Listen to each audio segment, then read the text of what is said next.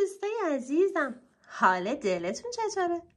امیدوارم حالتون خوب باشه. دوستای عزیزم، همین الان یهویی اومدم و میخوام براتون یه فال یهویی هم بگیرم. یعنی چی؟ یعنی تو همین لحظه هر نیتی که به ذهنت رسید، حالا پولی، مالی، کاری، احساسی، هر چیزی که تو این ویدیو به ذهنت رسید رو نیت کن. چند ثانیه بهتون فرصت میدم، نیت کن. دوست عزیزم لایک بزنید، با من همسو بشید. شماره لایکتون رو برای من بزنید برای همسو شدن. ببینیم که امروز این نیت یهویی که به ذهنت افتاده زمانی که این ویدیو رو دیدی، ببینیم که چه چیزی براتون میبینم.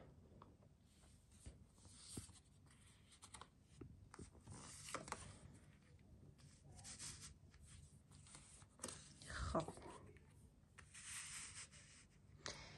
راجع به نیتی که داری، برای یه سریاتون دارم میبینم که انگار این نیت نیاز داره که فکر بیشتری بکنی، نیاز داره که تصمیم بهتری بگیری و داره میگه از عقلت استفاده کن که چراغ راهت باشه و عقلت کمکت میاد و کمکت میکنه.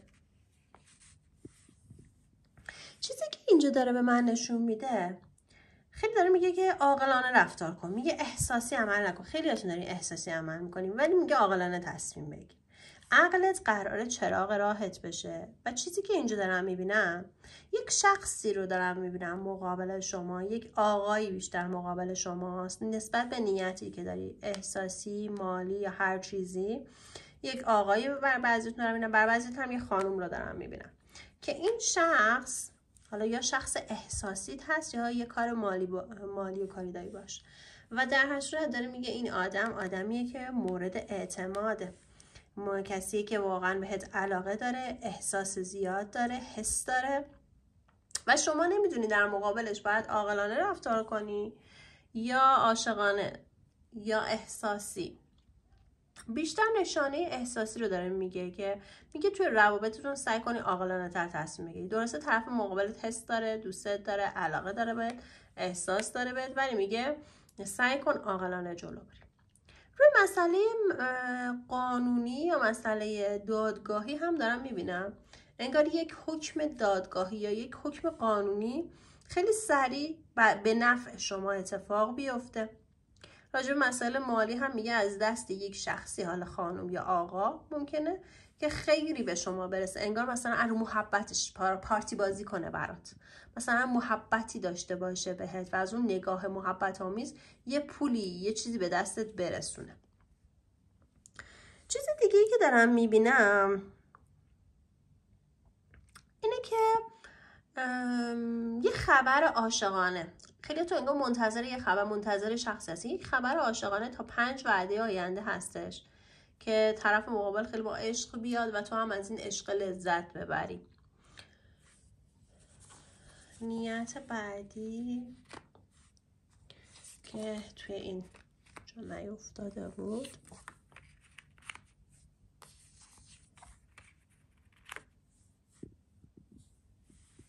بگیرم بهتون ببینید. ببین عشق رو داره کامل به من میگه، کامل لاو که نیت عشق بود، عشق عاشقی که توش ناراحتی هست، قصه هست، سر یک مسئله عاطفی انگار ناراحتی داری میکشی، داری قصه میخوری. حتی بعضیتون احساس میکنید نکنه رقیب دارین، بعضیتون از وجود یک رقیب مطلع هستید و ازش ناراحتی، بعضیتون حس رقیب دارین، یعنی رقیب وجود نداره ولی احساس میکنید نکنه با کسی دیگه ای بره.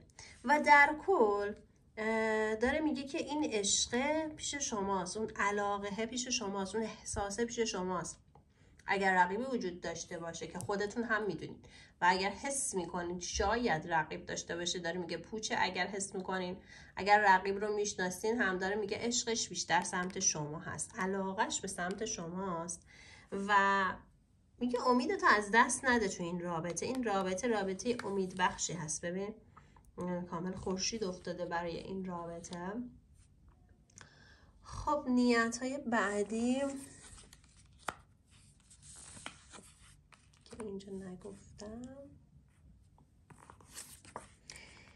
داره راجع به یک مهاجرت صحبت میکنه، یک مهاجرتی که خیلی ذهن شما درگیرش، یا الان مهاجرت کردین یا قراره مثلا با شخصی بخوای مهاجرت کنی، کسی کارتو جور کنه مثلا مهاجرت بکنی، کسی کمک کنه مهاجرت کنی، یا اصلا مهاجرت کردی کسی قراره مثلا به خاطر برای کار اقامتت، برای کاری که جلو ببری، هر چیزی بهت کمک کنه. میگه 2 وعده دیگه کارات درست میشه. برای یه سریاتون دارم میبینم که انگار مثلا دودل هستی، راجع به یک قضیه خیلی دودل هستی، حس دست و پا بستگی میکنی و داره میگه از دست شخصی خیر بهت میرسه، از این حالت رها میشی، آزاد میشی، جوری میشه که اصلا خودت هم باورت نمیشه که همه چیز درست شده. یه حس دست و پا بستگی دارم اینجا میبینم که میگه از این حس دست و پا بستگی در میای و داره میگه یه مقدار صبوری کن. آخرین چیزی هم که داره میگه اینه که میگه انقدر افسرده نباش، انقدر قصه نخور، از این قصه ها خیلی راحت رها میشی. کارت ماه افتاده، رها شدن از این قصه ها رو داره میگه. میگه تو به خواسته دلت میرسی، 100% به چیزی که میخوای میرسی و داره میگه که حس و حالت بهتر از این چیزی که فکر میکنی میشه، اوضاعت خیلی بهتر از این چیزی که داری بهش فکر میکنی. یعنی یه چیزی رو میخوای ولی مثلا 10 درجه 20 درجه بالاتر از اون چیزی که میخوای بهت میرسه. مرسی دوست عزیزم که تا اینجا همراه من بودید. ممنون میشم لایک کنید، سابسکرایب کنید، زنگوله رو هم بزنید.